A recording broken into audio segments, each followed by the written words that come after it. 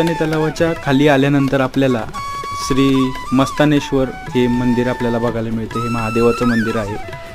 तर ह्या मंदिराचं संपूर्ण बांधकाम हे दगडी स्वरूपातलं आपल्याला बघायला मिळतं. पूर्ण दगडी बांधकाम आपल्याला हे पाहायला मिळतं. त्यानंतर यातील आतमधला गाभारा आत्ताच्या बांधकामामुळे वेगळ्या पद्धतीचा बघायला मिळतो, परंतु हे भरपूर असं पुरातन मंदिर आपल्याला बघायला मिळते. हे त्याच वेळेस बहुतेक मस्तानी तलाव ज्या वेळेस